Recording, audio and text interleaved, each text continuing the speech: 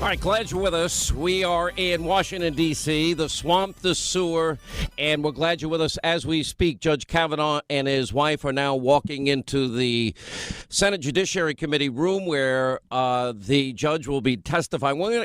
I think we need to take his entire his opening statement, certainly in its entirety. Here's what we saw this morning.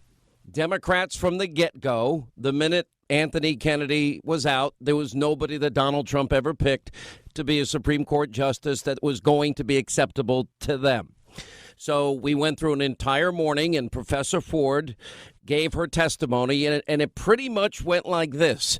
When the Democrats, when they spoke, we believe everything you said from 36 years ago. We love you. You are a hero. I know you only remembered it 6 years ago.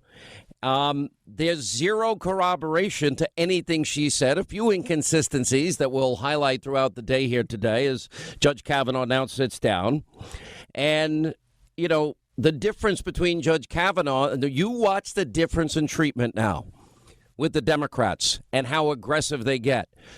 I doubt they're going to spend a lot of time highlighting that there is a witness that was in the room identified by Professor Ford that also corroborated Judge Kavanaugh's story. So we do have a witness here and agrees with Judge Kavanaugh that this never happened. But the bottom line is they've always hated him. They've wanted an excuse. And basically their proclamation to Professor Ford is, thank you for giving us a reason. We never wanted to vote for this guy anyway, even though he denies it all, and even though there's an eyewitness that denies it all, and we hated him from the get-go. And anyone that doesn't say we believe you from 36 years ago obviously hates women. That's pretty much the summary. Now, I know a lot of people have been following social media all day, are upset and concerned that the Republicans gave up their time and they had a woman asking questions. The most important thing is 4 people, there was an investigation, and it was done by the Senate Judiciary Committee. And the 4 people that were mentioned by Professor Ford all gave statements to the Senate Judiciary Committee. But we had to wait to the end of the hearing for that to finally be brought up. But that is the only real evidence that we have in this case, that Professor Ford identified Mark Judge as being in the room and others as being at the party. The other 2 didn't remember any such party like this. And Mark Judge says this didn't happen. No way this happened. And so now I know Judge Kavanaugh is going to start with his opening statement. Well, first you're going to hear from Charles Grassley, and then you're going to hear from Dianne Feinstein. And then after that, then you're going to watch the Democrats, many of whom want to run for president, try to put on a show. That's my prediction. And the difference in treatment and the rush to judgment and the double standard is going to be on full display. With the gracious, now this for the Republicans, well, the swearing in is beginning. Let's go right to that. Confirm that the testimony you're about to give before the committee will be the truth, the whole truth, and nothing but the truth. So help you God. I do. Yeah, and like we offered to Senator or to Dr. Ford, you can take whatever time you want now for your opening statement. Then we'll go to questions. So proceed. Mr. Chairman, Ranking Member Feinstein, members of the committee, thank you for allowing me to make my statement. I wrote it myself yesterday afternoon and evening. No one has seen a draft or it except for one of my former law clerks. This is my statement. Less than 2 weeks ago, Dr. Ford publicly accused me of committing wrongdoing at an event more than 36 years ago when we were both in high school. I denied the allegation immediately, categorically, and unequivocally.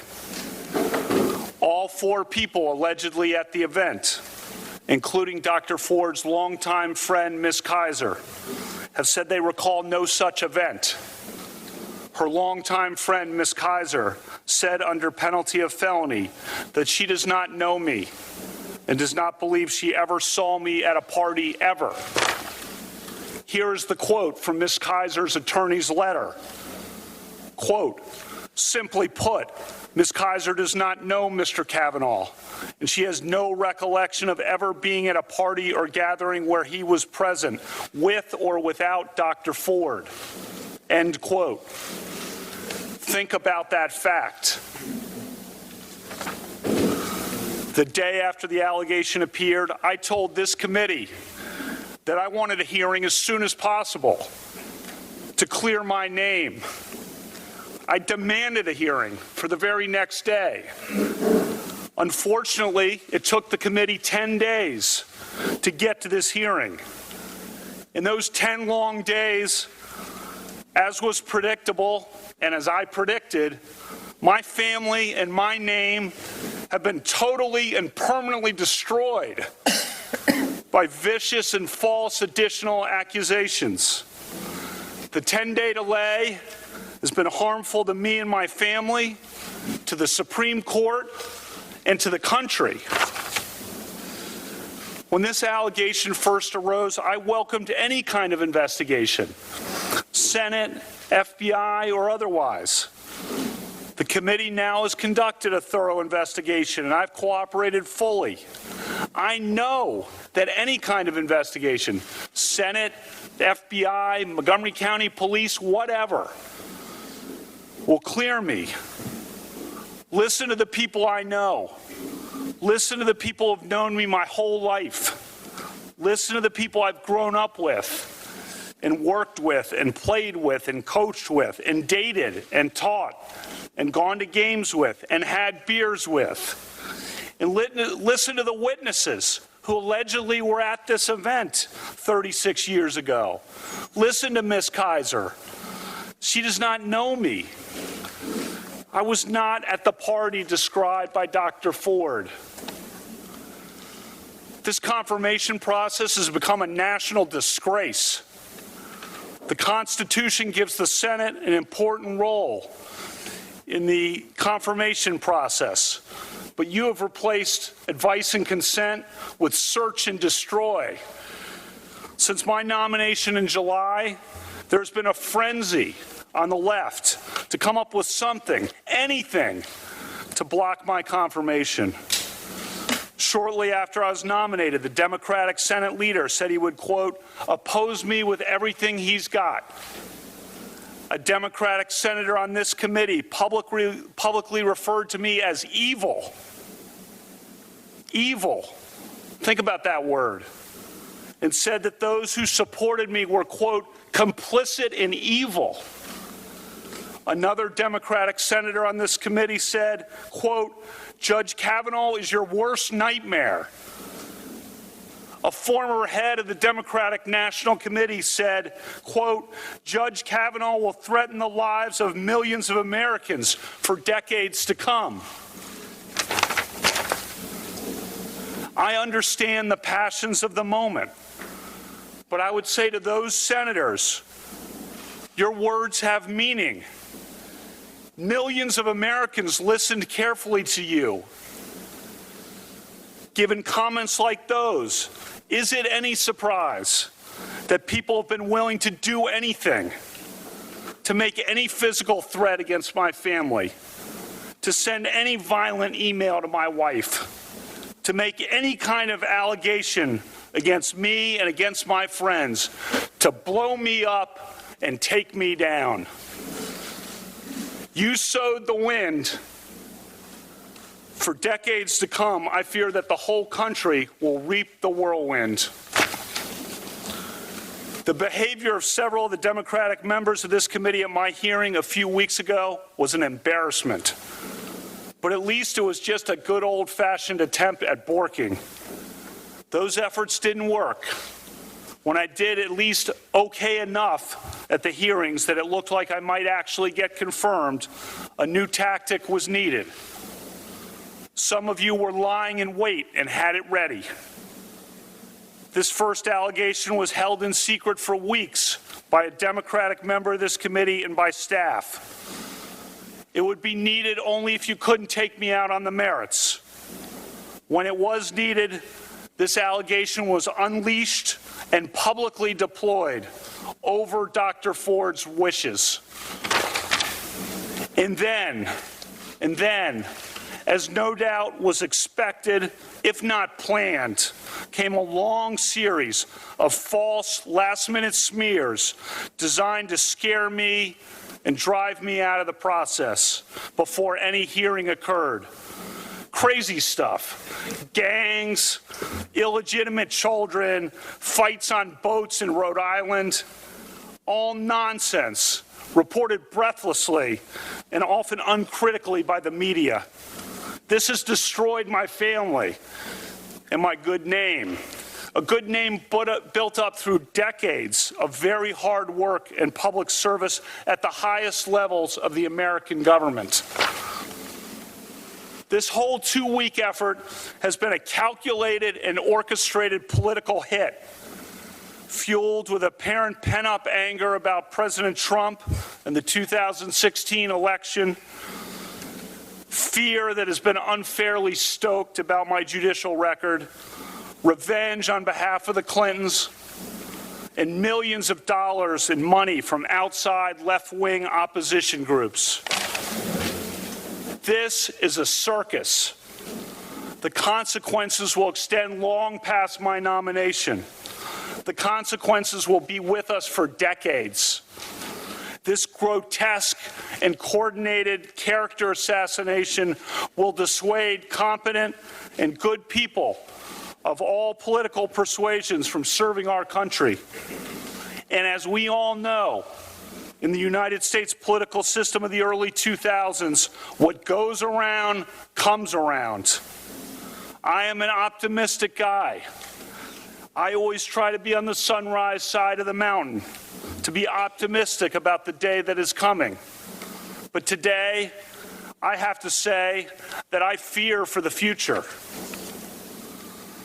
Last time I was here, I told this committee that a federal judge must be independent, not swayed by public or political pressure. I said I was such a judge, and I am. I will not be intimidated into withdrawing from this process. You've tried hard. You've given it your all. No one can question your effort.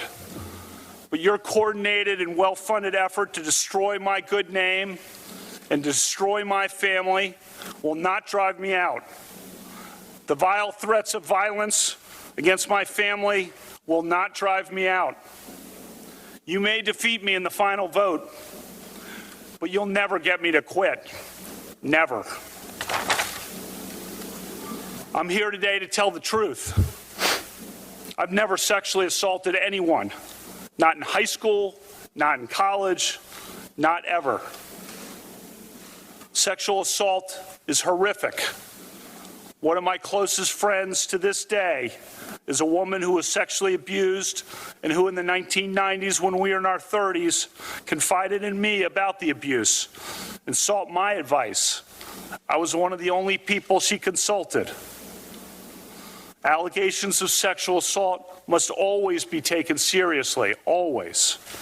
Those who make allegations always deserve to be heard. At the same time, the person who is the subject of the allegations also deserves to be heard. Due process is a foundation of the American rule of law. Due process means listening to both sides.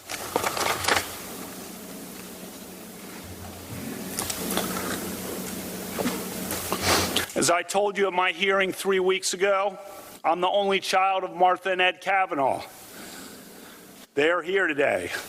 When I was 10, my mom went to law school, and as a lawyer, she worked hard and overcame barriers, including the workplace sexual harassment that so many women faced at the time and still face today.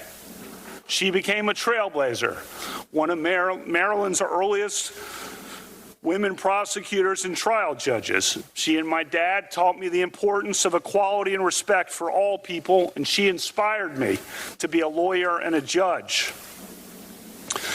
Last time I was here, I told you that when my mom was a prosecutor and I was in high school, she used to practice her closing arguments at the dining room table on my dad and me. As I told you, her trademark line was, use your common sense. What rings true? What rings false? Her trademark line is a good reminder as we sit here today, some 36 years after the alleged event occurred, when there is no corroboration, and indeed it is refuted by the people allegedly there. After I have been in the public arena for 26 years without even a hint, a whiff of an allegation like this. And when my nomination to the Supreme Court was just about to be voted on at a time when I'm called evil by a Democratic member of this committee, while Democratic opponents of my nomination say people will die if I am confirmed. This onslaught of last-minute allegations does not ring true. I'm not questioning that Dr. Ford may have been sexually assaulted by some person in some place at some time. But I have never done this to her or to anyone. That's not who I am. It is not who I was. I am innocent of this charge. I intend no ill will to Dr. Ford and her family. The other night, Ashley and my daughter Liza said their prayers, and little Liza, all of 10 years old,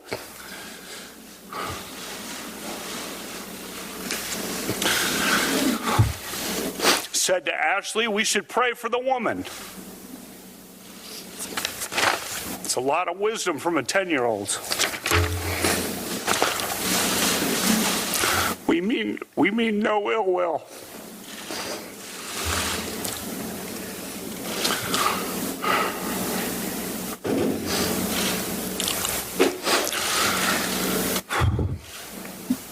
First, let's start with my career. For the last 26 years, since 1992, I've served in many high-profile and sensitive government positions for which the FBI has investigated my background 6 separate times. 6 separate FBI background investigations over 26 years, all of them after the event alleged here. I have been in the public arena and under extreme public scrutiny for decades. In 1992, I worked for the Office of Solicitor General in the Department of Justice. In 1993, I clerked on the Supreme Court for Justice Anthony Kennedy. I spent 4 years in the Independent Counsel's Office during the 1990s. That office was the subject of enormous scrutiny from the media and the public. During 1998, the year of the impeachment of President Clinton, our office generally, and I personally, were in the middle of an intense national media and political spotlight. I and other leading members of Ken Starr's office were opposition researched from head to toe, from birth through the present day. Recall the people who were exposed that year of 1998 as having engaged in some sexual wrongdoing or indiscretions in their past. One person on the left even paid $1 million for people to report evidence of sexual wrongdoing, and it worked. He exposed some prominent people. Nothing about me. From 2001 to 2006, I worked for President George W. Bush in the White House. As staff secretary, I was by President Bush's side for 3 years and was entrusted with the nation's most sensitive secrets. I traveled on Air Force One all over the country and the world with President Bush. I went everywhere with him, from Texas to Pakistan, from Alaska to Australia, from Buckingham Palace to the Vatican. 3 years in the West Wing, 5.5 years in the White House. I was then nominated to be a judge on the D.C. Circuit. I was thoroughly vetted by the White House, the FBI, the American Bar Association, and this committee. I sat before this committee for 2 thorough confirmation hearings in 2004 and 2006. For the past 12 years leading up to my nomination for this job, I've served in a very public arena as a federal judge on what is often referred to as the second most important court in the country. I've handled some of the most significant and sensitive cases affecting the lives and liberties of the American people. I have been a good judge. And for this nomination, another FBI background investigation, another American Bar Association investigation, 31 hours of hearings, 65 senator meetings, 1,200 written questions, more than all previous Supreme Court nominees combined. Throughout that entire time, throughout my 53 years and 7 months on this earth until last week, no one ever accused me of any kind of sexual misconduct. No one, ever. A lifetime of public service and a lifetime of high-profile public service at the highest levels of American government. And never a hint of anything of this kind. And that's because nothing of this kind ever happened.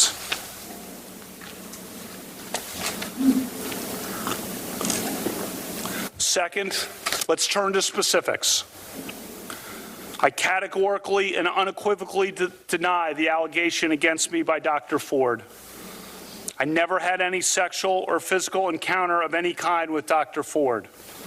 I never attended a gathering like the one Dr. Ford describes in her allegation. I've never sexually assaulted Dr. Ford or anyone. Again, I am not questioning that Dr. Ford may have been sexually assaulted by some person in some place at some time. But I've never done that to her or to anyone. Dr. Ford's allegation stems from a party that she alleges occurred during the summer of 1982, 36 years ago. I was 17 years old between my junior and senior years of high school at Georgetown Prep, a rigorous all-boys Catholic Jesuit high school in Rockville, Maryland. When my friends and I spent time together at parties on weekends, it was usually with friends from nearby Catholic all-girls high schools, Stone Ridge, Holy Child, Visitation, Immaculata, Holy Cross. Dr. Ford did not attend one of those schools. She attended an independent private school named Holton Arms, and she was a year behind me. She and I did not travel in the same social circles. It is possible that we met at some point at some events, although I do not recall that. To repeat, all of the people identified by Dr. Ford as being present at the party have said they do not remember any such party ever happening. Importantly, her friend, Ms. Kaiser, has not only denied knowledge of the party, Ms. Kaiser said under penalty of felony, she does not know me, does not recall ever being at a party with me ever. And my 2 male friends who were allegedly there, who knew me well, have told this committee under penalty of felony that they do not recall any such party and that I never did or would do anything like this. Dr. Ford's allegation is not merely uncorroborated. It is refuted by the very people she says were there, including by a longtime friend of hers. Refuted. Third, Dr. Ford has said that this event occurred at a house near Columbia Country Club, which is at the corner of Connecticut Avenue and East-West Highway in Chevy Chase, Maryland. In her letter to Senator Feinstein, she said that there were 4 other people at the house, but none of those people nor I lived near Columbia Country Club. As of the summer of 1982, Dr. Ford was 15 and could not drive yet, and she did not live near Columbia Country Club. She says confidently that she had 1 beer at the party, but she does not say how she got to the house in question or how she got home, or whose house it was. Fourth, I've submitted to this committee detailed calendars recording my activities in the summer of 1982. Why did I keep calendars? My dad started keeping detailed calendars of his life in 1978.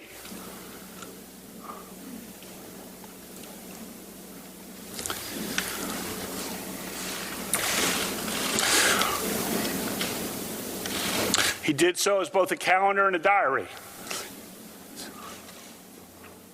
He's a very organized guy, to put it mildly.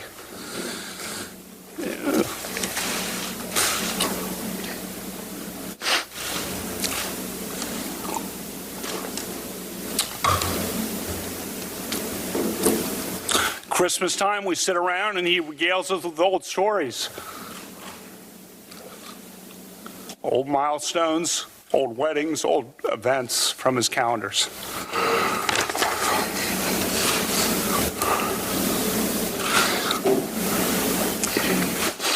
In ninth grade,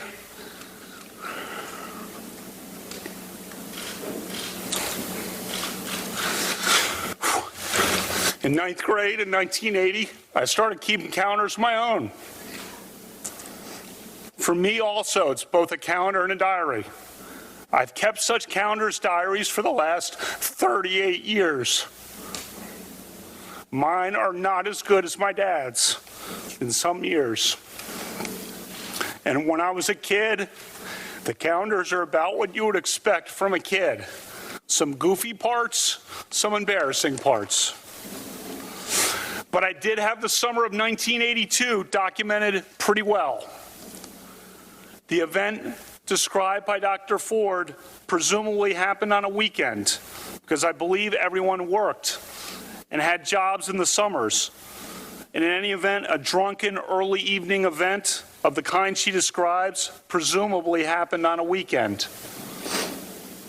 If it was a weekend, my calendars show that I was out of town almost every weekend night before football training camp started in late August.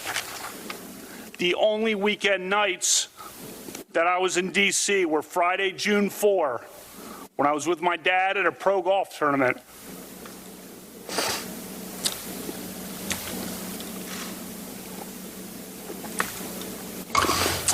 And had my high school achievement test at 8:30 the next morning.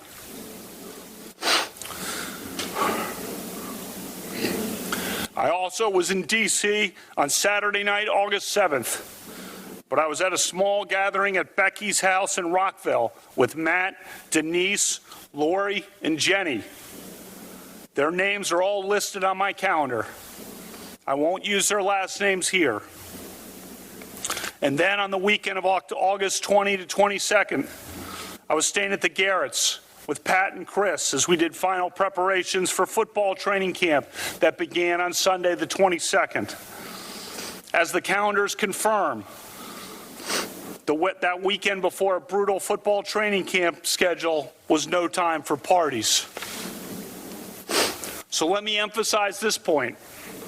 If the party described by Dr. Ford happened in the summer of 1982 on a weekend night, my calendar shows all but definitively that I was not there.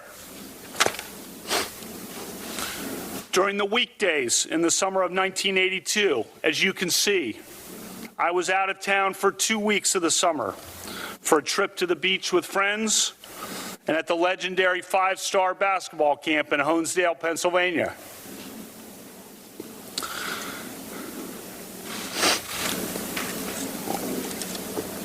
When I was in town, I spent much of my time working out, lifting weights, playing basketball, or hanging out and having some beers with friends as we talked about life and football and school and girls. Some have noticed that I didn't have church on Sundays on my calendars. I also didn't list brushing my teeth. And for me, going to church on Sundays was like brushing my teeth. Automatic. Still is. In In the summer of 1981, I had worked construction. In the summer of 1982, my job was cutting lawns. I had my own business of sorts. You see some specifics about the lawn cutting listed on the August calendar page, when I had to time the last lawn cuttings of the summer of various lawns before football training camp. I played in a lot of summer league basketball games for the Georgetown prep team at night at Blair High School in Silver Spring. Many nights I worked out with other guys at Tobin's house.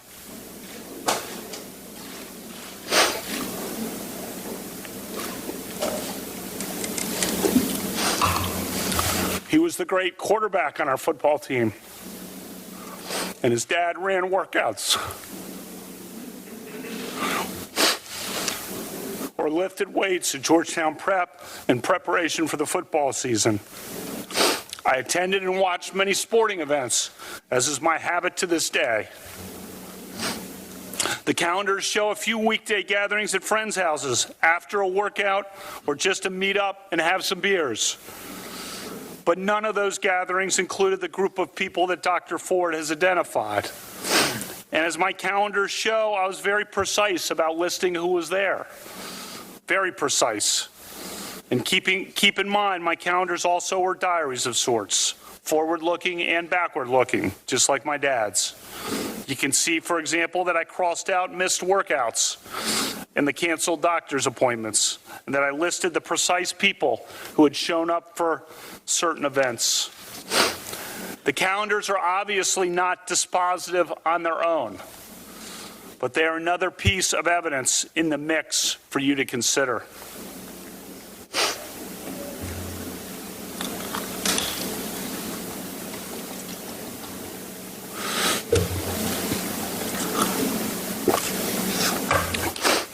Fifth, Dr. Ford's allegation is radically inconsistent with my record and my character from my youth to the present day. As students at an all-boys Catholic Jesuit school, many of us became friends and remain friends to this day with students at local Catholic all-girls schools. One feature of my life that has remained true to the present day is that I've always had a lot of close female friends. I'm not talking about girlfriends. I'm talking about friends who are women.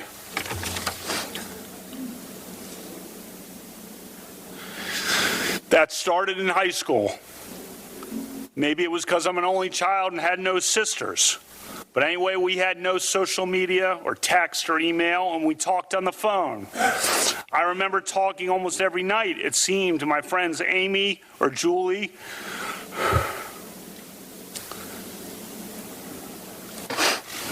or Kristen, or Karen, or Suzanne, or Maura, or Megan, or Nikki. The list goes on. Friends for a lifetime, built on a foundation of talking through school and life starting at age 14. Several of those great women are in the seats right behind me today. My friends and I sometimes got together and had parties on weekends. The drinking age was 18 in Maryland for most of my time in high school, and was 18 in D.C. for all of my time in high school. I drank beer with my friends. Almost everyone did. Sometimes I had too many beers. Sometimes others did. I liked beer. I still like beer. But I did not drink beer to the point of blacking out, and I never sexually assaulted anyone. There is a bright line between drinking beer, which I gladly do, and which I fully embrace, and sexually assaulting someone, which is a violent crime. If every American who drinks beer, or every American who drank beer in high school, is suddenly presumed guilty of sexual assault, we'll be in an ugly new place in this country. I never committed sexual assault. As high school students, we sometimes did goofy or stupid things. I doubt we are alone in looking back at high school and cringing at some things. For one thing, our yearbook was a disaster. I think some editors and students wanted the yearbook to be some combination of Animal House, Caddyshack, and Fast Times at Ridgemont High, which were all recent movies at that time. Many of us went along in the yearbook to the point of absurdity. This past week, my friends and I have cringed.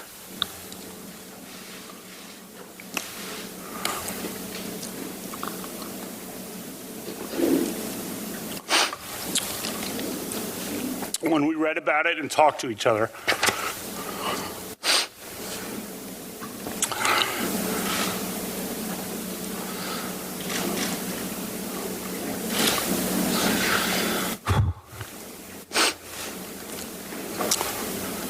One thing in particular we're sad about.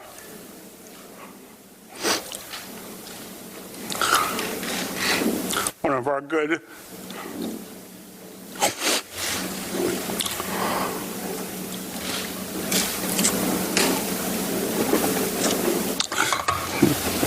good female friends who we would admire and went to dances with had her name used on the yearbook page with the term alumnus. That yearbook reference was clumsily intended to show affection and that she was one of us. But in this circus, the media has interpreted the term as related to sex. It was not related to sex. As the woman herself noted to the media on the record, she and I never had any sexual interaction at all. I'm so sorry to her for that yearbook reference.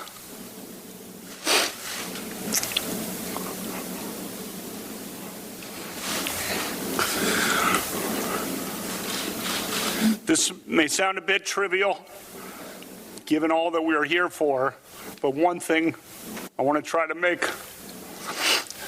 sure of in the future is my friendship with her. She was and is a great person. As to sex, this is not a topic I ever imagined would come up at a judicial confirmation hearing, but I want to give you a full picture of who I was. I never had sexual intercourse or anything close to it during high school or for many years after that. In some crowds, I was probably a little outwardly shy about my inexperience. Tried to hide that. At the same time, I was also inwardly proud of it.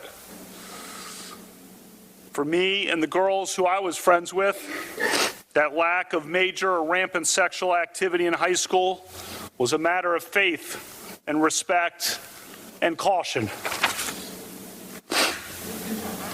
The committee has a letter from 65 women who knew me in high school.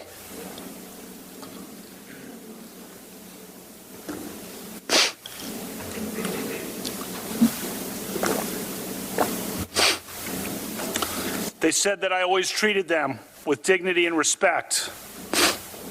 That letter came together in one night, 35 years after graduation, while a sexual assault allegation was pending against me in a very fraught and public situation where they knew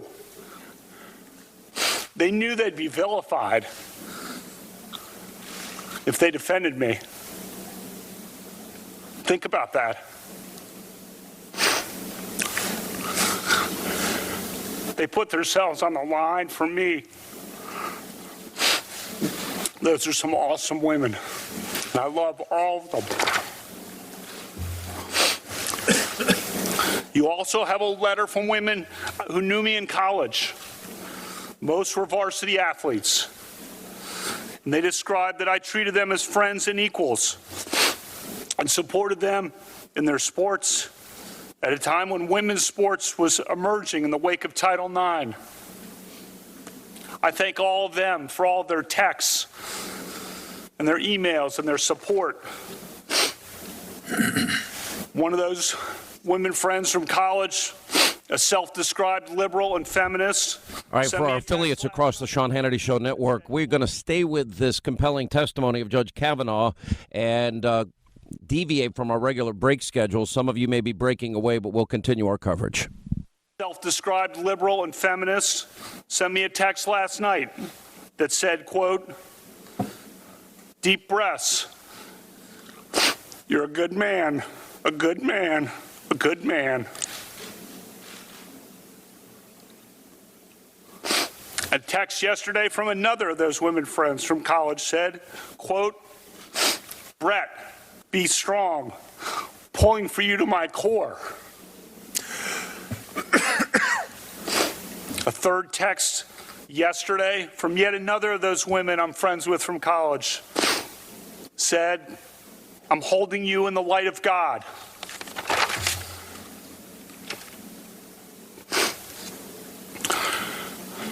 As I said in my opening statement the last time I was with you, cherish your friends, look out for your friends, lift up your friends, love your friends. I've felt that love more over the last 2 weeks than I ever have in my life. I thank all my friends. I love all my friends. Throughout my life, I've devoted huge efforts to encouraging and promoting the careers of women. I will put my record up against anyone's, male or female. I am proud of the letter from 84 women who worked with me at the Bush White House from 2001 to 2006 and described me as, quote, "a man of the highest integrity." Read the op-ed from Sarah Day from Yarmouth, Maine. She worked in Oval Office operations outside of President Bush's office. Here's what she recently wrote in centralmaine.com. And today she stands by her comments. Quote, "Brett was an advocate for young women like me. He encouraged me to take on more responsibility and to feel confident in my role. In fact, during the 2004 Republican National Convention, Brett gave me the opportunity to help with the preparation and review of the president's remarks, something I never would have had the chance to do if he had not included me. And he didn't just include me in the work. He made sure I was at Madison Square Garden to watch the president's speech instead of back at the hotel watching on TV." End quote. As a judge since 2006, I've had the privilege of hiring 4 recent law school graduates to serve as my law clerks each year.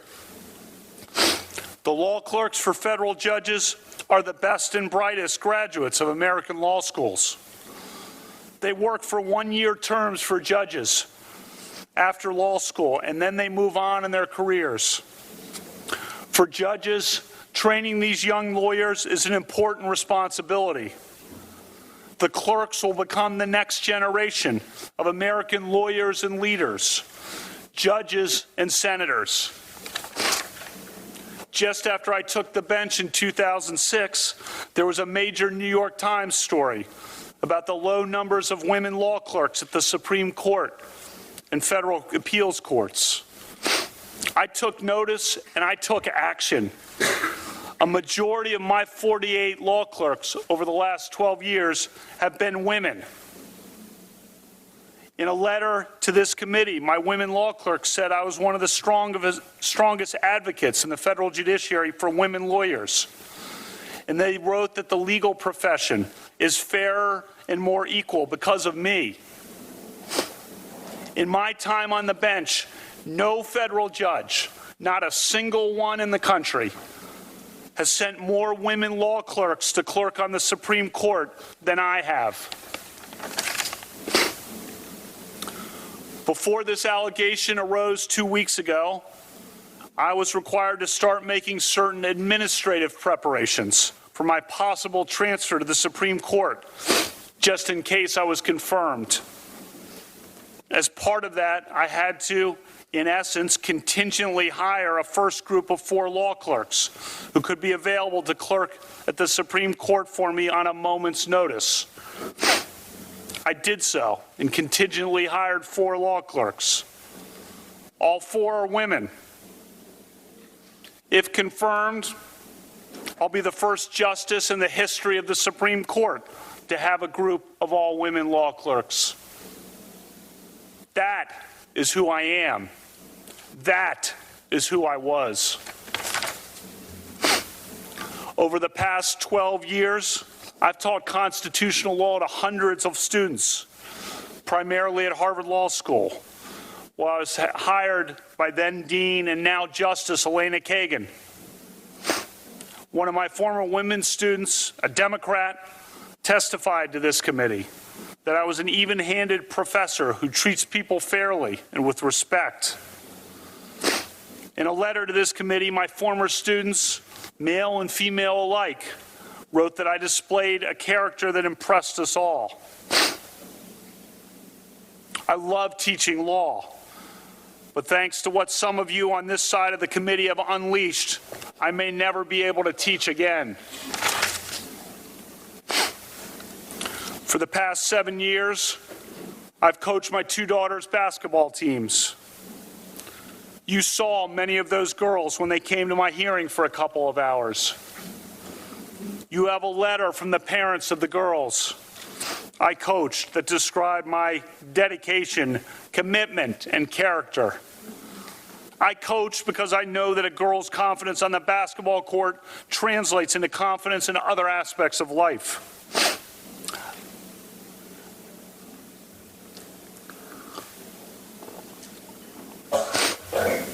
I love coaching more than anything I've ever done in my whole life. But thanks to what some of you on this side of the committee have unleashed, I may never be able to coach again.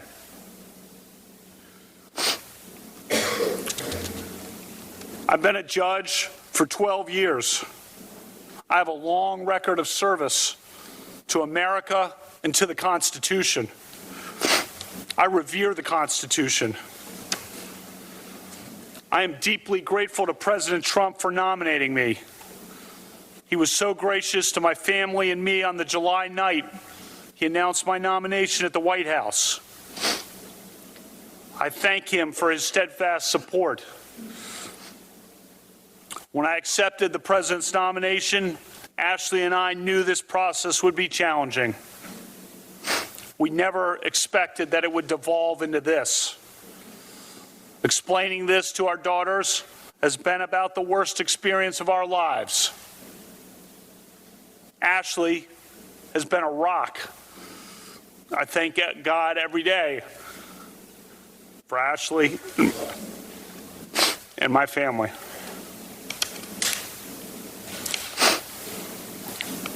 We live in a country devoted to due process and the rule of law.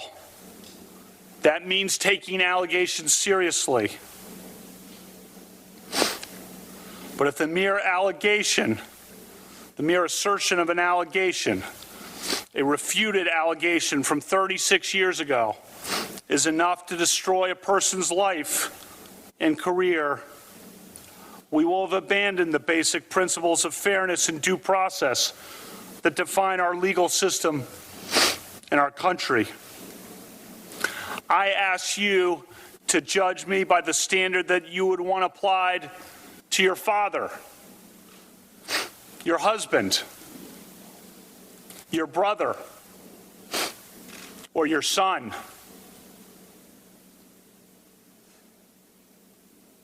My family and I intend no ill will toward Dr. Ford or her family. But I swear today, under oath, before the Senate and the nation, before my family and God, I am innocent of this charge.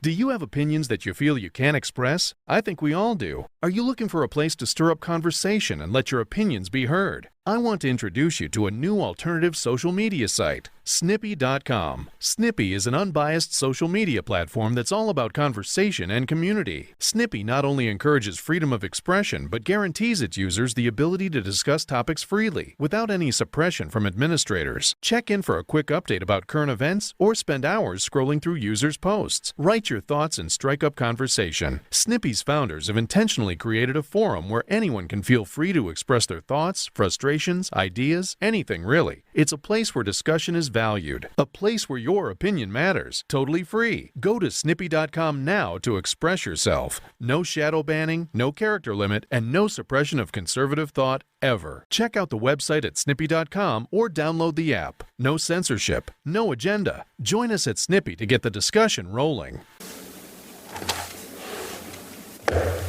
Thank you, Judge Kavanaugh.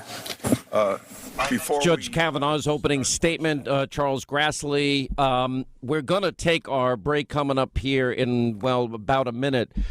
Probably the single most powerful testimony I think I've ever heard in my 30 years in radio and my 23 years now on the Fox News Channel.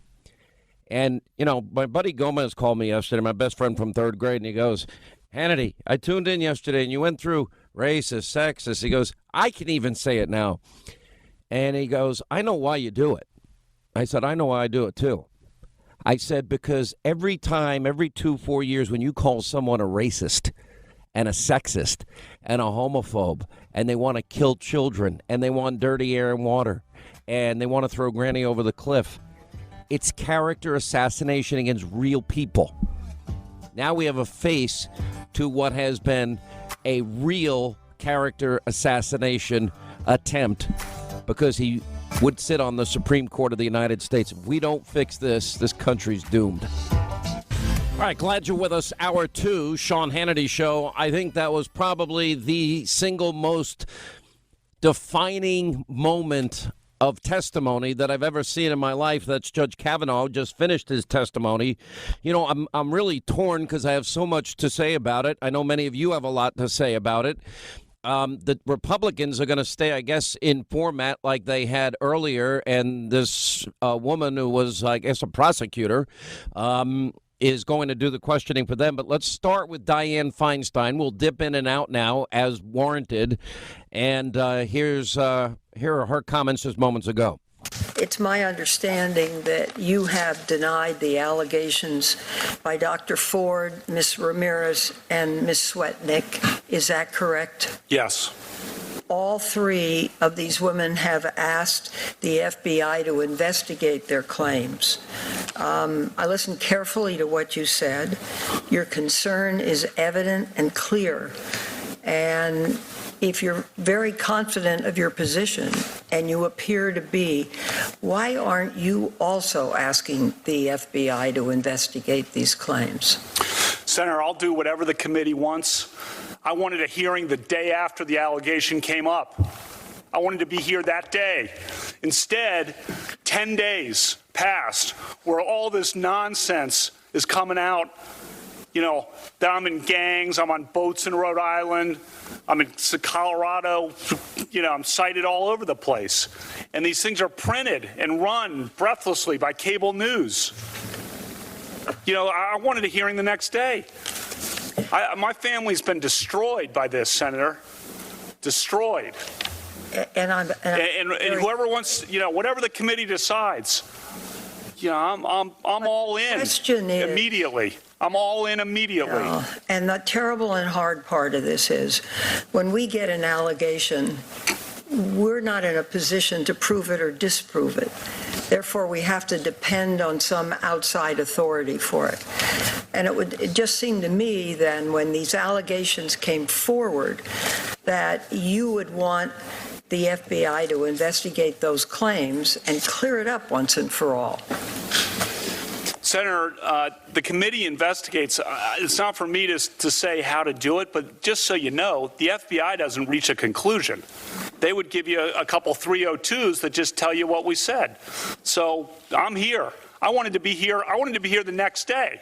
It's an outrage that I was not allowed to come and immediately defend my name and say I didn't do this and give you all this evidence. I'm not even in D.C. on the weekends in the summer of 1982. This happened on a weekday? Well, when I'm not at a Blair High School for a summer league game? I'm not at Tobin's house working out? I'm not at a movie with Suzanne? I wanted to be here right away. Well, the difficult thing is that these these hearings are set and set by the majority. But I'm talking about getting the evidence and having the evidence looked at. And I don't. What we're going to do is we're going to dip in and out of all this. I will tell you this. This is going to be a moment. A really good friend of mine just wrote me, and he said, this is a have you no shame moment for this country. This needs to be there needs to be a major national shift. And all of these instances that we have in this country where people rush to judgment and people make accusations.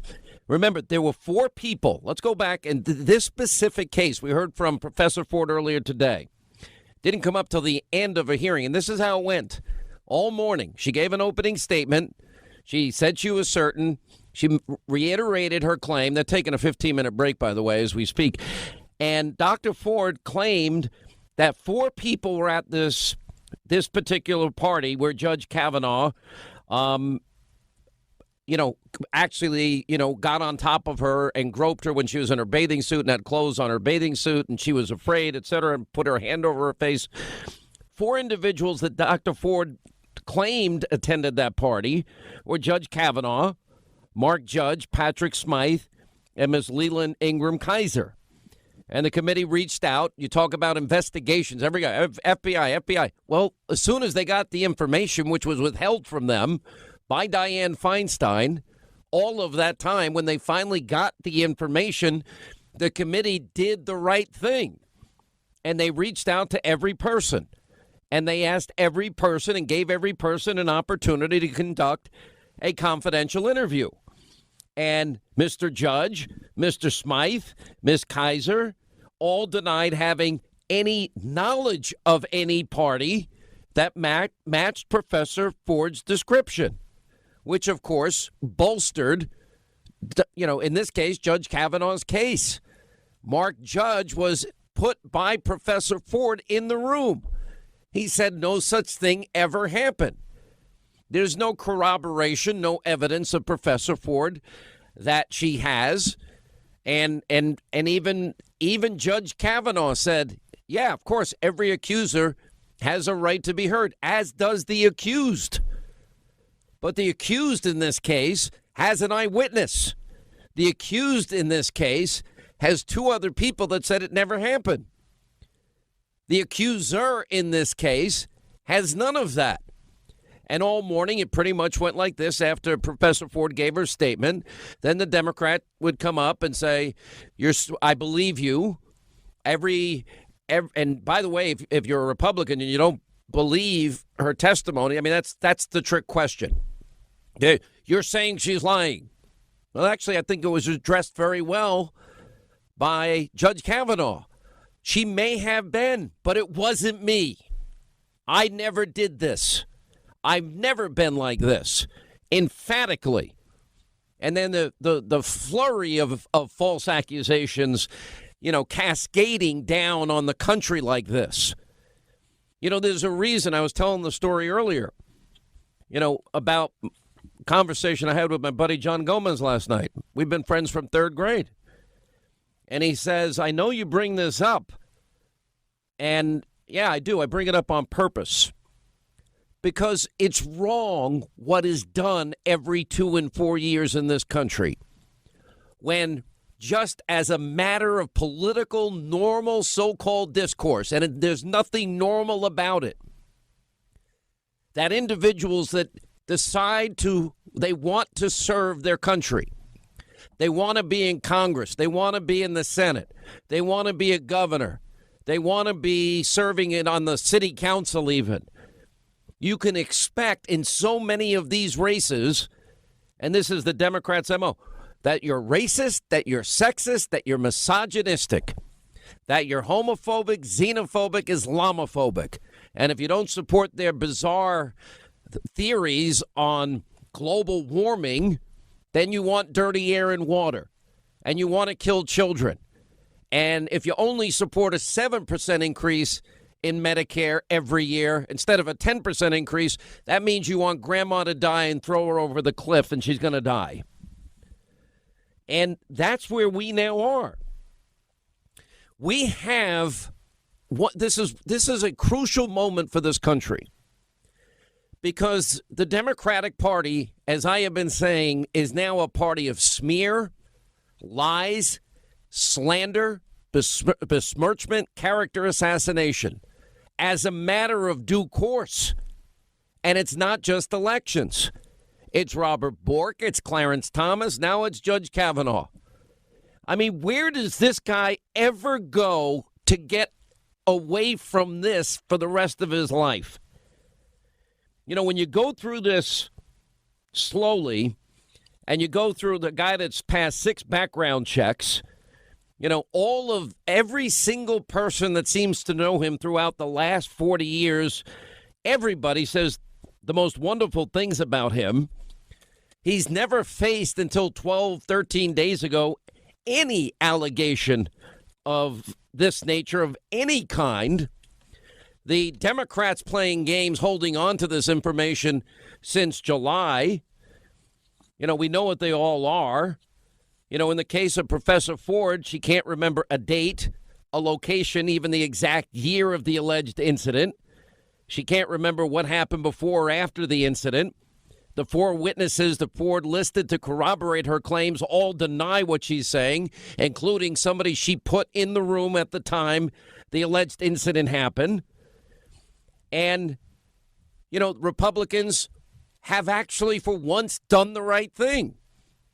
I didn't particularly like this morning the way it was handled, but I know why they handled it that way. Because if they started asking tough questions of Professor Ford, the first thing out of any Democrats, they hate women. They don't believe her. It may actually be more nuanced than that. And I can't get into the mind of anybody, and I'm not attacking anybody here. You know, I've said all along that she should have the right to speak. Republicans have said it. The president has said it. But we've seen this rush to judgment also so many different times. That's why I spent time twice on this program and on TV this week explaining a pivotal key moment that changed my life. When I was in Atlanta, and I was on radio in Atlanta, and it was 1996, the year I came to Fox. But it was the Summer Olympics were in Atlanta. And Richard Jewell fit the profile of the soul bomber because the lone bomber, he lived with his mother. And then when he told me not long after that he had been listening to me say, whoa, that doesn't mean he's a bomber, and everybody else rushed to judgment. Think about it. Duke Lacrosse rushed to judgment. How many of those people rushed to judgment? Ferguson, Missouri, Cambridge Police, Trayvon Martin, Baltimore, Maryland. We had high-profile cases where Barack Obama rushed to judgment. These are real people, real families, real names. These are real scurrilous accusations. You've got to have some evidence. We're talking about 15, 16-year-old kids 36 years ago. And in Professor Ford's case, she didn't remember it until 2012, 6 years ago. There's a 30-year period of time in between there. And in that time, people have gotten to know and work with Judge Kavanaugh. And they have very different things to say. Here's why it's so important. You know, we've got an election in 40 days. And there literally is a party that does not believe in due process, does not believe in our fundamental constitutional rights. They don't believe in one of our core principles, which is the presumption of innocence. You know, I watched this man, and you see the pain and agony that this man has endured. There's no evidence here in this case. There's zero corroboration after all we've heard today. And I can go through case number 2 and case number 3 and case number 4. And how many of these senators say, well, men shut up, but then also, what else did they say? You know, they said what? They said, oh, I believe her. But that's also saying you don't believe him. All right, we've got a lot to get to. We're going to get back to the testimony. We're in a 15-minute break. We'll be going in and out throughout the afternoon. We'll have other guests, and we'll get some calls in as well. I don't think I've ever seen more compelling testimony, and this is going to be history. This is going to be referred to for decades and decades and decades to come. And you watch, the Democrats are in a room right now, plotting, planning, scheming, many with presidential ambitions, how they can hurt Judge Kavanaugh after that compelling testimony. That is, and you'll see the difference in how they treat Judge Kavanaugh versus how they treated Professor Ford, because they've made up their mind before he was ever appointed. A lot of them. Didn't matter who that Donald Trump was going to pick. They want to stop this at all costs. And they've shown themselves to be, that they won't stoop to any. There's no low now. All right, the Kavanaugh hearings are about to start up again. When it does, when it gets interesting, we'll bring all of that to you. There's just so much to get to in terms of, as I watch this all unfold, and I'm thinking that this is much, much bigger than what we're just dealing with today. And today, obviously, you hear from Professor Ford, and now we're hearing from Judge Kavanaugh on what was a passionate, emotional rebuttal. Let's just dip in. Here's Pat Leahy for a second. Senator Leahy. Thank you, Mr. Chairman. Judge, you said before, and again today, that Mark Judge was a close friend of yours in high school. Now, Dr. Ford, as you know, has said that he was in the room when she was attacked. She also says you were, too. Unfortunately, the FBI has never interviewed him. We've not been able to have his attendance here. The chairman refuses to call him. If she's saying Mark Judge was in the room then he should be in the room here today. We'll take our usual break here. We'll get back to some of this. I think the Democrats were so taken back by that powerful testimony that they probably are now, they're probably bewildered because their plan just went out the window. We'll see how that unfolds as we continue. Glad you're with us, Sean Hannity Show in D.C. All right, 25 now till the top of the hour. If you're just joining us, a powerful 1-hour opening statement by Judge Kavanaugh in a rebuttal against the accusations made by Professor Ford. Republicans have opted again this afternoon to, that's the Senate Judiciary Committee and the Republican leadership, to use the services, having retained Rachel Mitchell. She is an Arizona prosecutor specializing in sex crimes, not only to question Professor Ford, but also in this particular case, Judge Kavanaugh.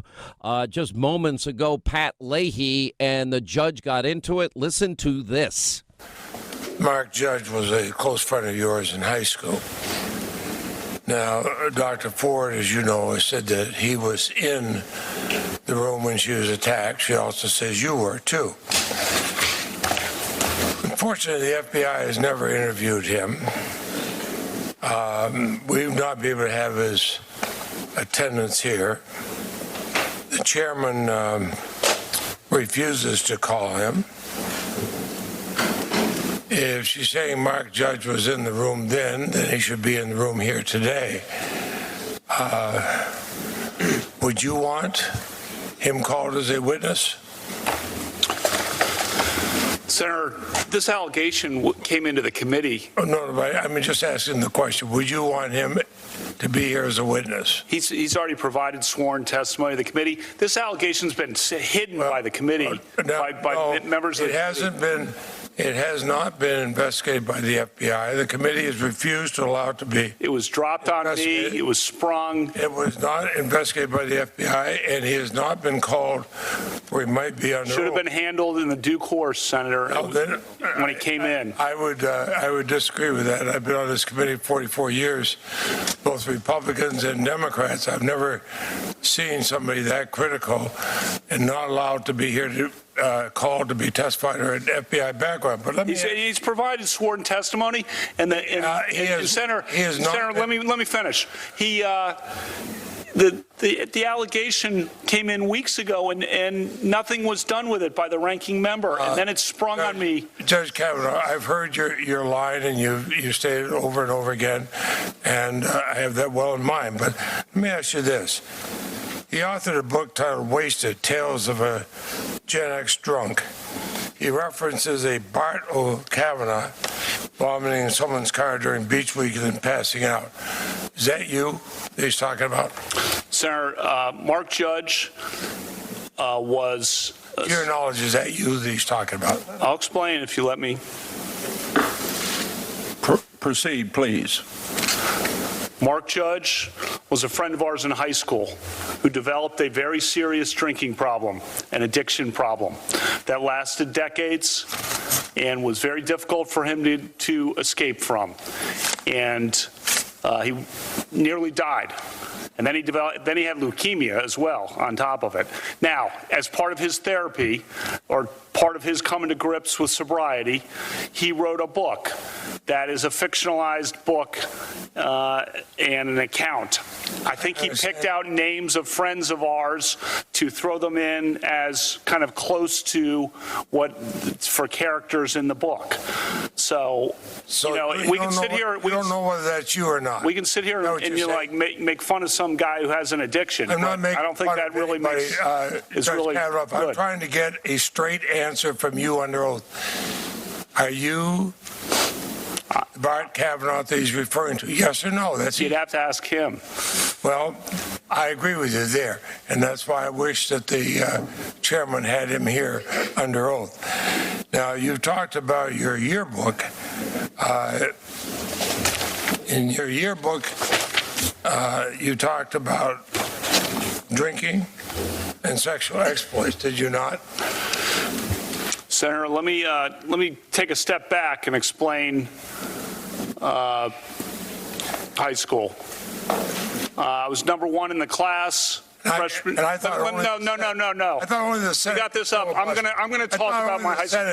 No. I'm gonna let him answer. I'm gonna talk about my high school record. If you're gonna sit here and mock me, We were. I think we were all very fair to Dr. Ford. Shouldn't we be just as fair to Judge Kavanaugh? I busted my butt in academics. I always tried to do the best I could.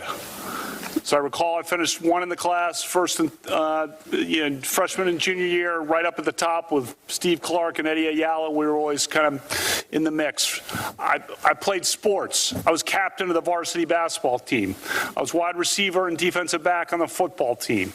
I ran track in the spring of '82 to try to get faster. I did my service projects at the school, which involved going to the soup kitchen downtown. Let me finish. And going to tutor intellectually disabled kids at the Rockville Library. Went to church. And yes, we got together with our friends. Does this reflect what you are? Does this yearbook reflect your focus on academics and your respect for women? That's easy, yes or no. You don't have to filibuster the answer. Does it reflect your focus on... I already said the yearbook in my opening statement. The yearbook is obviously... Just wait a minute. He's asked the question. I'll give you time to answer it. The yearbook, as I said in my opening statement, was something where the students and editors made a decision to treat some of it as farce and some of it as exaggeration, some of it celebrating things that don't reflect the things that were really the central part of our school. Yes, we went to parties, though. Yes, of course, we went to parties, and the yearbook page describes that and kind of makes fun of it. And as a, if we want to sit here and talk about whether a Supreme Court nomination should be based on a high school yearbook page, I think that's taken us to a new level of absurdity. So, Ms. Mitchell. Well, we got to... We're now Dick Durbin live here. Let's go to him. He's now up. Durbin. Thank you, Mr. Chairman. Judge Kavanaugh, earlier today, Dr. Christine Ford sat in that same chair, and under oath, she said clearly and unequivocally that she was the victim of sexual assault at your hands. She answered our questions directly, and she didn't flinch at the prospect of submitting herself to an FBI investigation of these charges. We know, and I'm sure she's been advised by our attorneys, that a person lying to the FBI can face criminal prosecution. You have clearly and unequivocally denied that you assaulted Dr. Ford.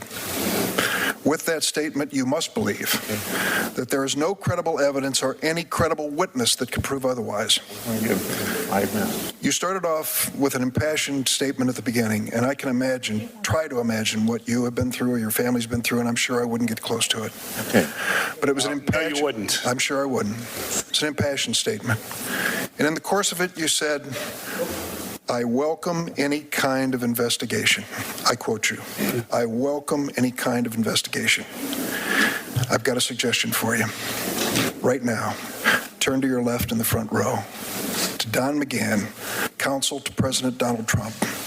Ask him to suspend this hearing and nomination process until the FBI completes its investigation of the charges made by Dr. Ford and others and goes to bring the witnesses forward and provides that information to this hearing. I'm sure that the chairman at that point will understand that that is a reasonable request to finally put to rest these charges if they are false or to prove them if they are not. You spent 2 years in the White House office that approved judicial nominees. You turned to the FBI over and over and over again for their work. Let's bring them in here and now.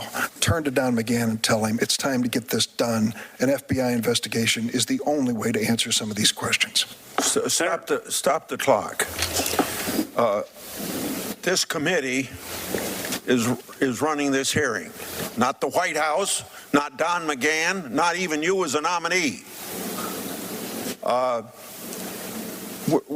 We are here today because Dr. Ford asked for an opportunity here. I know you did too as well. In fact, maybe even before she did. We're here because people wanted to be heard from charges that they all thought were unfair, or activities like sexual assault was unfair. So I want to assure Senator Durbin, regardless of what you say to Senator Don McGahn, we're not suspending this hearing. Proceed to answer the question, or whatever, or if the gentleman... I'll just say this. If you, Judge Kavanaugh, turn to Don McGahn and to this committee and say, for the sake of my reputation, my family name, and to get to the bottom of the truth of this, I am not going to be an obstacle to an FBI investigation, I would hope that all the members of the committee would join me in saying we're going to abide by your wishes. It's already been investigated. All 4 witnesses are on the record. Let's keep listening. To do because I'm telling the truth. I want to know what you want to do. I'm telling the truth. I want to know what you want to do, Judge. I'm innocent. I'm innocent of this charge. And you're prepared for an FBI investigation? They don't reach conclusions. You reach the conclusions. No, Senator. but they do investigate questions. I'm innocent. And you can't have it both ways, Judge. You can't say here at the beginning, I wanted a hearing. Moment, Look, I welcome any kind of investigation. This thing was sprung on me. This thing was sprung at the last minute after being held by staff. You know, Judge, and I called for a hearing immediately. If there is no truth to her charges, the FBI investigation will show that. Or are you afraid that they might not? Oh, come on, gee whiz. The FBI does not reach. That's a phony question because the FBI doesn't reach conclusions. They just provide the 302s. With 302s, so I can explain to people who don't know what that is. They just go and do what you're doing, ask questions, and then type up a report. They don't reach the bottom line conclusion. This morning, I asked Dr. Ford. I asked her about this incident where she ran into Mark Judge at a Safeway. And she said, sure, I remember, 6 or 8 weeks after this occurrence. Well, someone at the Washington Post went in and took a look at Mr. Judge's book and has been able to, the run that he wrote about his addiction and his alcoholism. And they have narrowed it down what they think was a period of time, 6 or 8 weeks after the event. And he would have been working at the Safeway at that point. So the point I'm getting to is we at least can connect some dots here and get some information. Why would you resist that kind of investigation? Why would you resist that kind of investigation? Senator, I wanted the hearing last week. I'm asking about the FBI investigation. The committee figures out how to ask the questions. I'll do whatever. I've been on the phone multiple times with committee counsel. I'll talk to Judge Kavanaugh, will you support an FBI investigation right now? I will do whatever the committee wants to. Personally, do you think that's the best thing for us to do?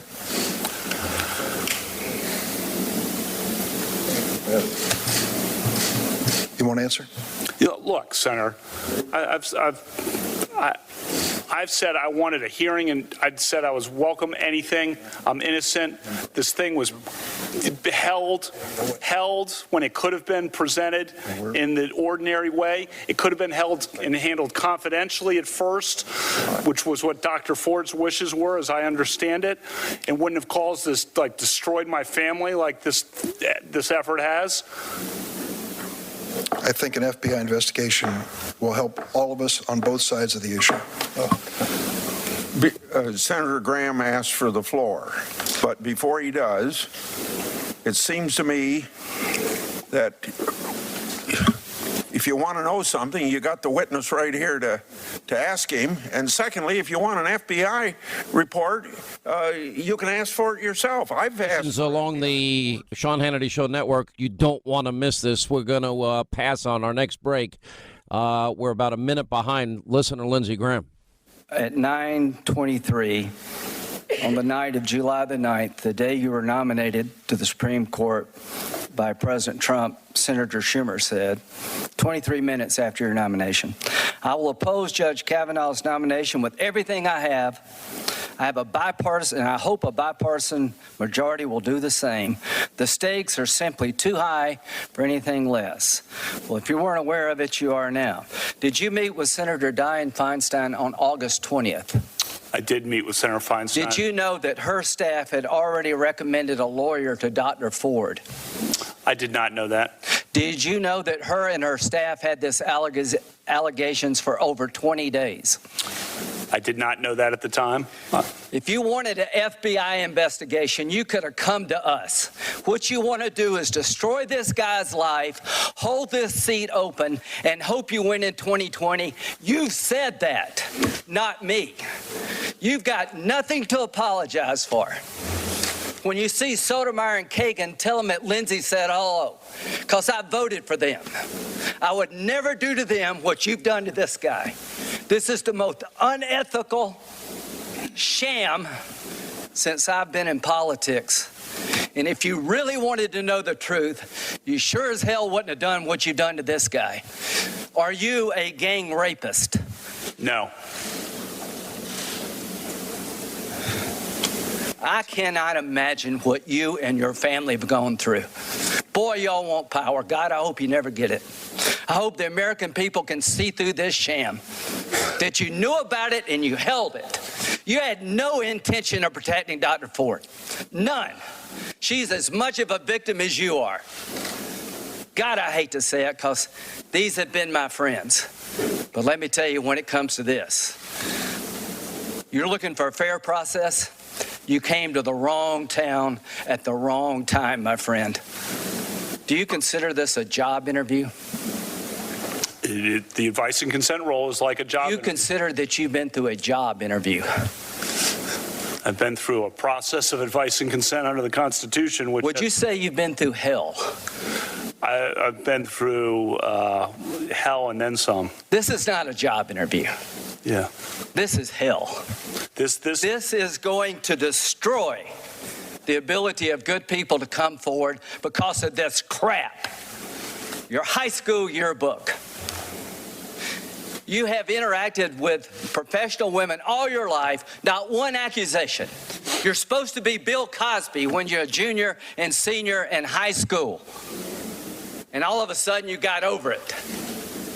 It's been my understanding that if you drug women and rape them for 2 years in high school, you probably don't stop. Here's my understanding. If you lived a good life, people would recognize it, like the American Bar Association has the gold standard. His integrity is absolutely unquestioned. He is the very circumspect in his personal conduct, harbors no biases or prejudices. He's entirely ethical, is a really decent person. He is warm, friendly, unassuming. He's the nicest person. The ABA. And one thing I can tell you, you should be proud of. Ashley, you should be proud of this, that you raised a daughter who had the good character to pray for Dr. Ford. To my Republican colleagues, if you vote no, you're legitimizing the most despicable thing I have seen in my time in politics. You want this seat? I hope you never get it. I hope you're on the Supreme Court. That's exactly where you should be. And I hope that the American people will see through this charade. And I wish you well, and I intend to vote for you, and I hope everybody who's fair-minded will. Senator Whitehouse. I don't think Lindsey Graham has ever had a finer moment in his career. That sham of Dick Durbin. Oh, well, just stop the thing right now. Just stop the hearing right now. Well, you can't stop the hearing right now. And the fact is the investigation already took place. And we've played Joe Biden saying the FBI doesn't investigate. They just give you the information, which they've done 6 times. And the Senate committee has interviewed everybody at the party under oath, under the threat of a felony, perjury. It is grandstanding, and it's all the same game. Smear, slander, besmirch, character assassination, bludgeon, if you will, destroy, and in the end, kill off your character. Have these people no shame at all? None. There is an eyewitness that was in the room, and he said no such thing happened. 800-941-SEAN is our toll-free telephone number. I want to remind you about our friends at the USCCA. Now, they're the people that want responsibly armed Americans. And you know what? People never tell the true stories about how, more guns, less crime, John Lott's book. And because of that, if God forbid you're ever in a situation where you have to defend yourself, your family at home, home invasion, whatever happens to be, you're either going to be hailed as a hero or a criminal. But you know what? The USCCA, our friends, they have their critical self-defense survival guide, and you're finally going to learn what to do when the smoke clears if, God forbid, it ever happens to you. And you can get it absolutely free. You need to know this information before anything horrible ever happens. And the next thing you need to have is a deadly force checklist. And you can get all of this, your free copy, in just seconds, just by texting the word FREE, F-R-E-E, to the number 87222. And you can get yours right now, 87222, after you put in the word FREE. Text the number FREE, 87222, and you'll also get as a bonus the true stories of survival of people that, did use their Second Amendment rights to defend themselves and their family, and the brand new True Stories of Self-Defense. It's an audiobook. That's 3 life-saving tools. It's all free. Text the word FREE, F-R-E-E, to 87222. Text the word FREE to 87222. You know, I am blown away by what Lindsey Graham just did. Totally, completely blown away. Look, I've got so much on this to say. We also have some guests standing by: Sarah Carter, Greg Jarrett, Dr. Gorka, Kayleigh McEnany, D.C. McAllister, a lot of people that have a lot of things to say here.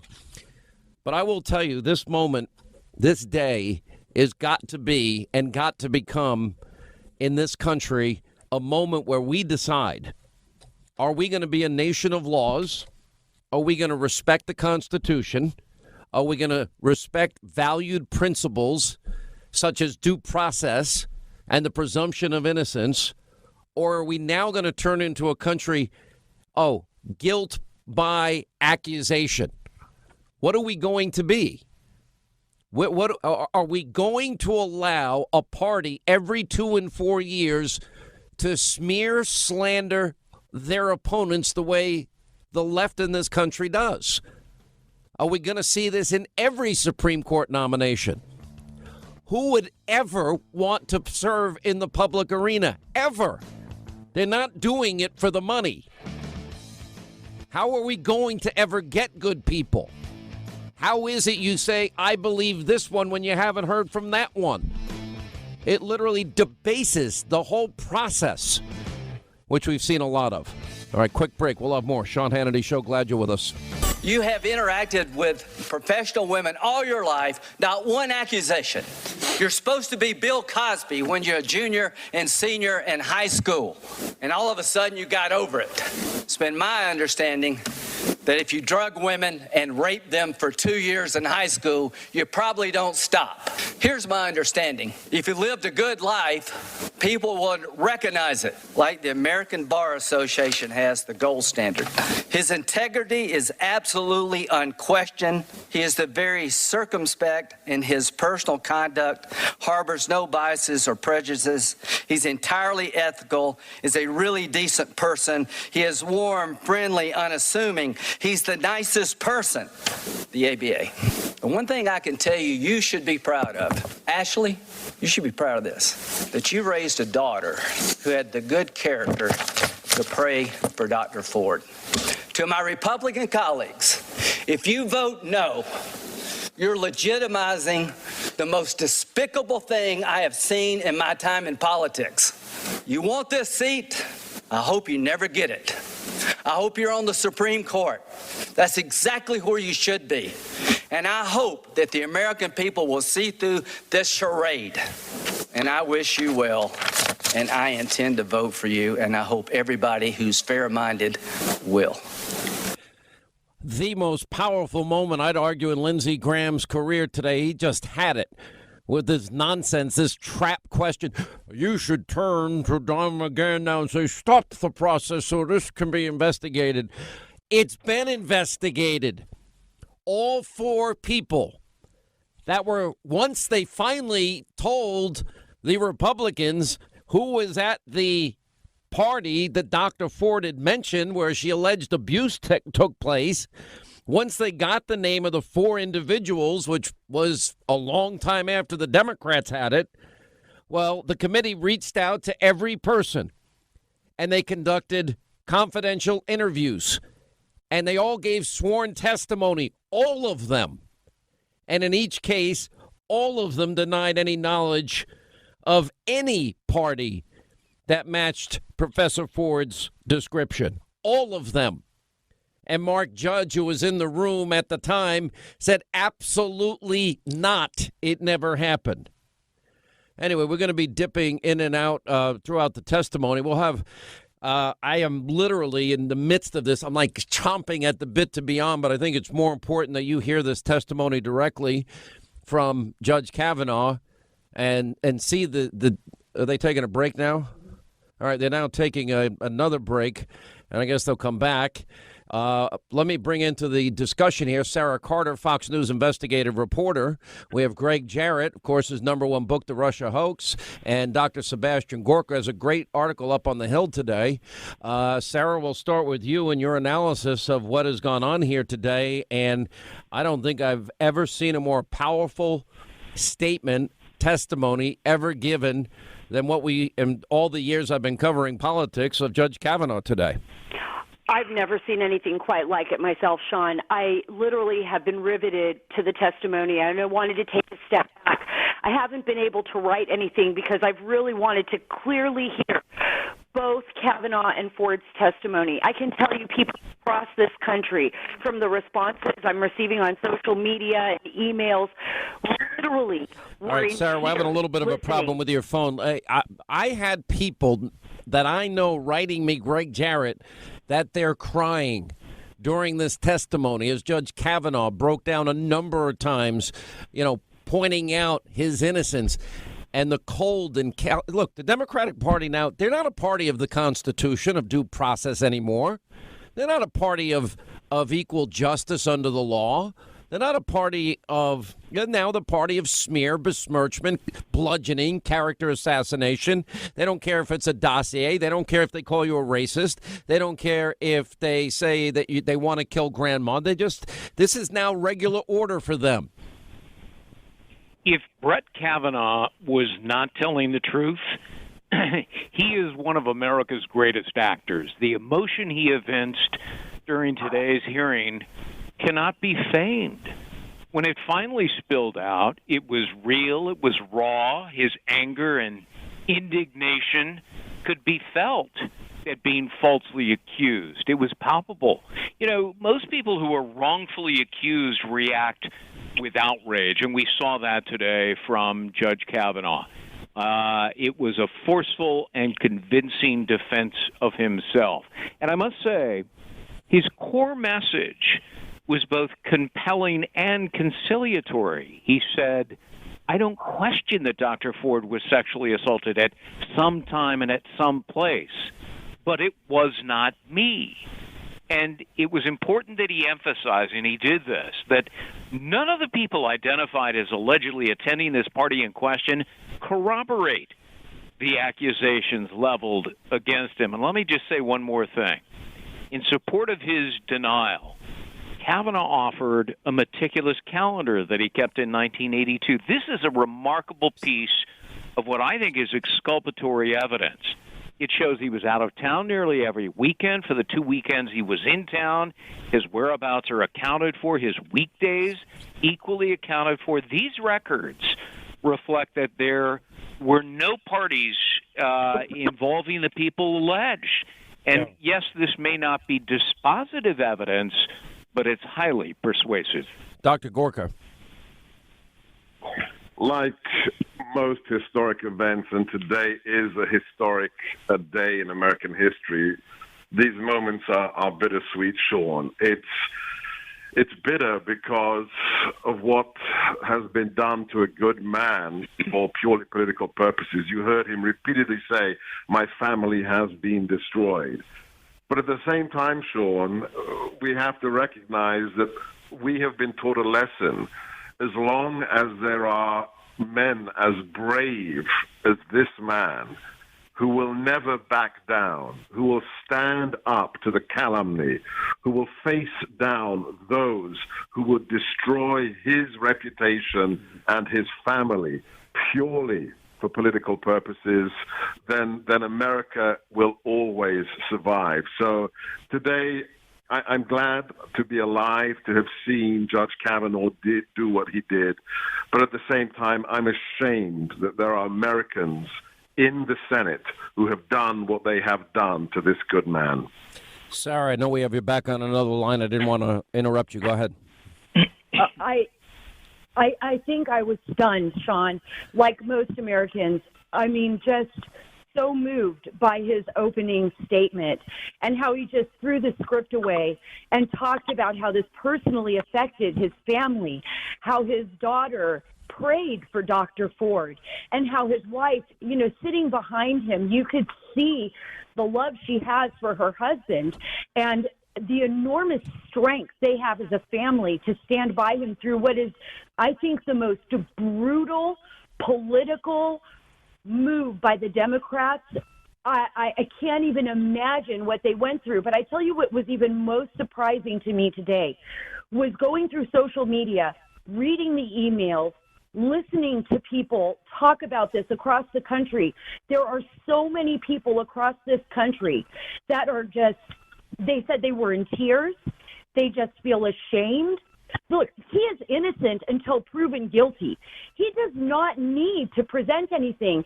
The burden is on Dr. Ford, and it's a tragedy because if something happened to her that harmed her in such a way that she has emotionally been debilitated by this, God bless her. I mean, I hope she finds a resolution. But there is nobody that has come and supported the allegations against Brett Kavanaugh.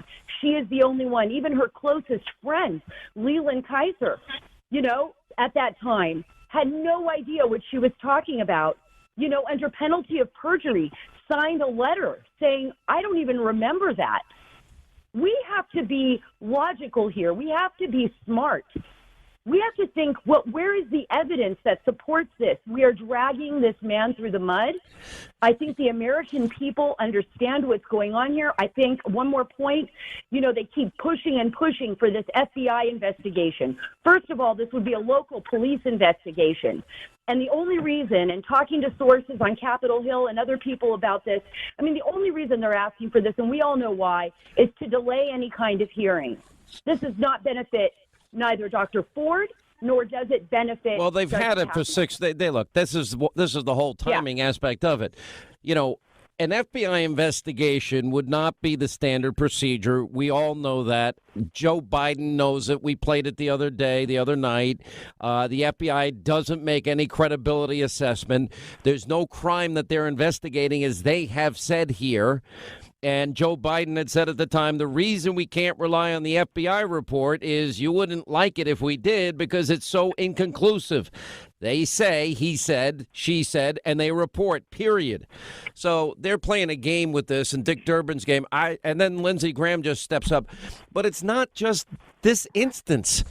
It's, it's the New Yorker magazine that even the New York Times said, after interviewing dozens of people in an attempt to corroborate the story of Miss Ramirez, that she herself, they even found her contacting former Yale classmates, asking if they recalled the incident, and told some of them that she could not be certain that Kavanaugh was the one in that case. Well, then you have the phony, Rhode Island allegation. He's never been to Rhode Island. Then the phony Denver allegation or Colorado allegation. Then you've got, this lunatic Avenatti, and he comes up with Julie Swetnick, and we're supposed to believe that she went to at least 10 parties where boys were lined up after the boys had intoxicated or drugged girls, and they would line up and wait their turn to gang rape or train rape all of these women.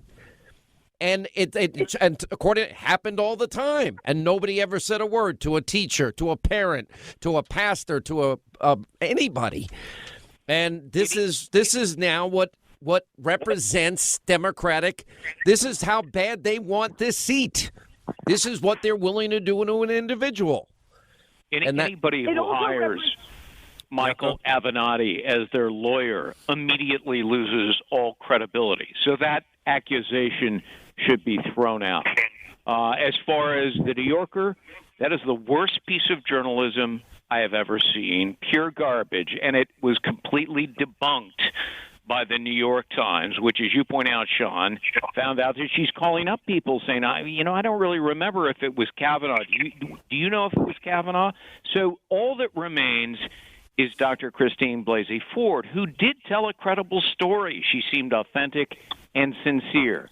But as Sarah points out, when two people tell different and compelling and conflicting stories, the benefit of the doubt must always go to the accused. This is consistent. There is no zero corroboration. None. There is corroboration for Judge Kavanaugh. There is a distinct difference here. And that should matter if you believe in the Constitution, the rule of law, due process, and something called the presumption of innocence. We see this all the time. People rush to judgment. Richard Jewell, Duke LaCrosse, Cambridge Police, Trayvon Martin, Ferguson, Missouri.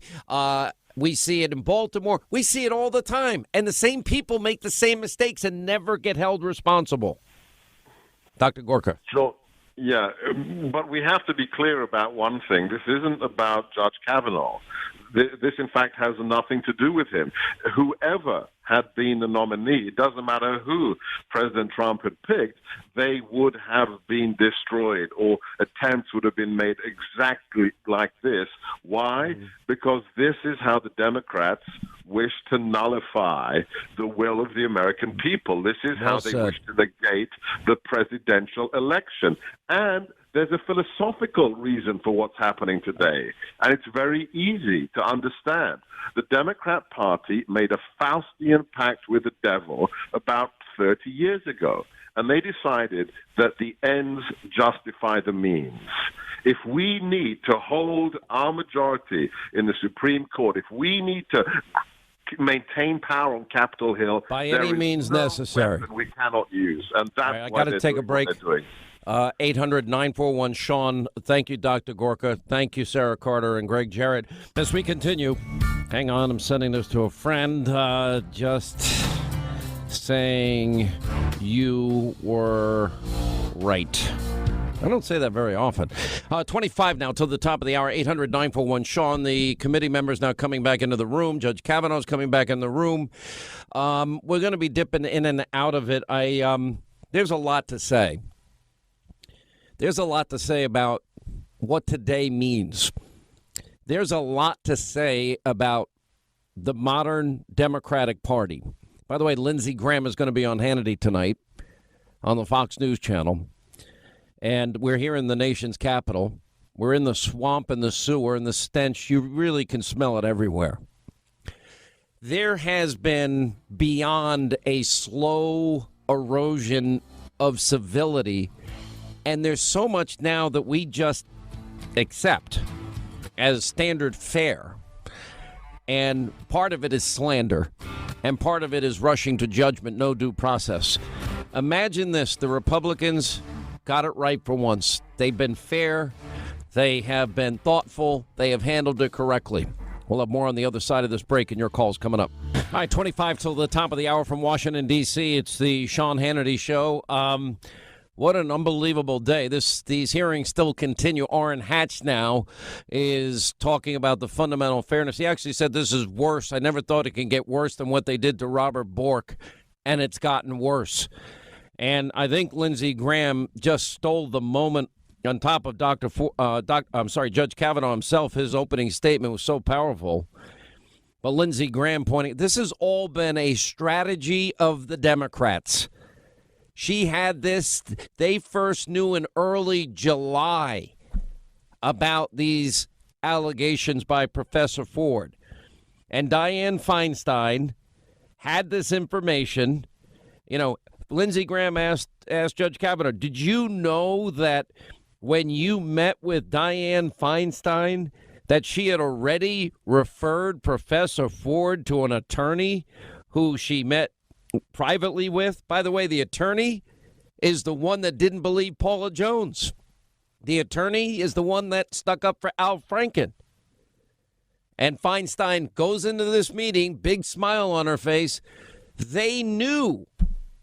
Let me know if this gets out of control with Senator Coons here.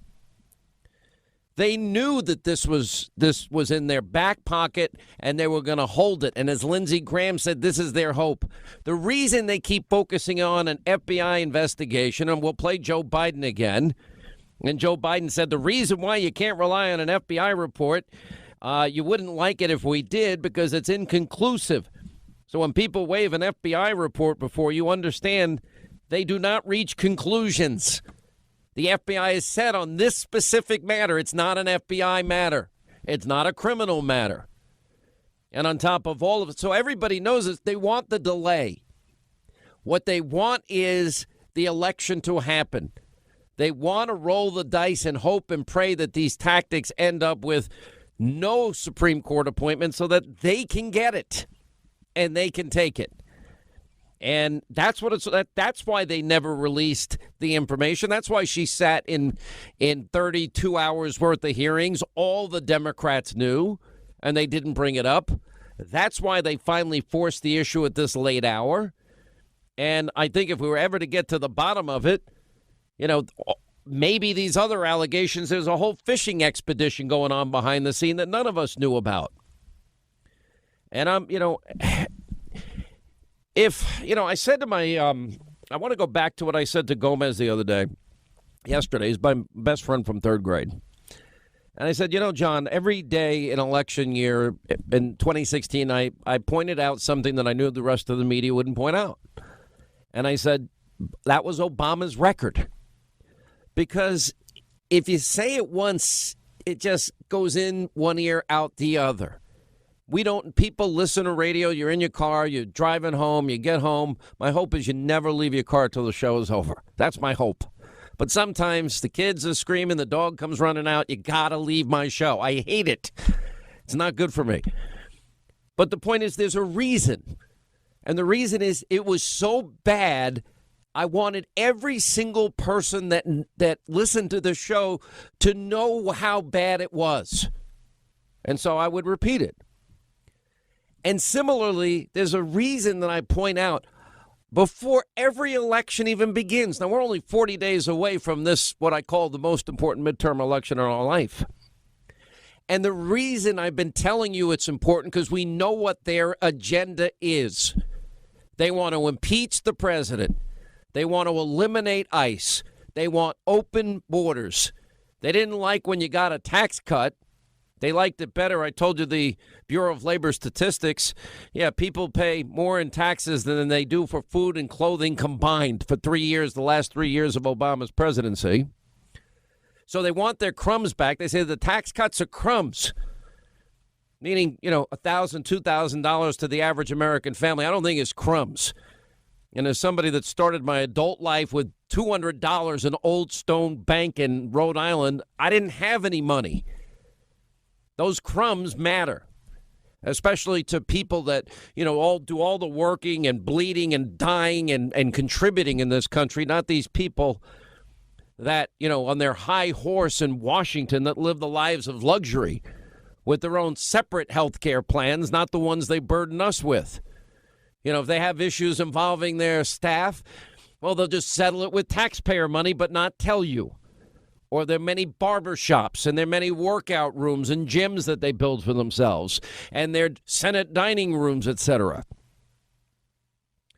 And I'm just telling you that there is something insidious when I point out every 2 and 4 years that it is like clockwork. Elect Republicans, black churches are going to burn. Crosses will burn. That was a 1998 Missouri radio ad, or the James Byrd ad that said, it's like my father was killed all over again, talking about George W. Bush not supporting hate crimes when he supported the death penalty. The death penalty for the guy that was the people responsible for the evil death, dragging death of James Byrd. Or Al Gore changing his entire tone, delivery, and cadence when he goes before predominantly African-American audiences. Republicans have the wrong agenda, and goes into this whole thing that he does.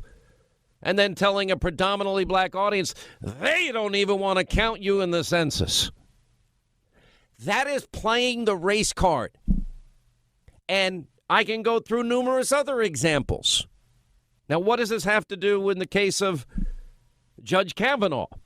Well, like elections, you're racist, sexist. Poor Mitt Romney. Mitt Romney made the mistake of having women's resumes in binders because he was thinking of hiring them.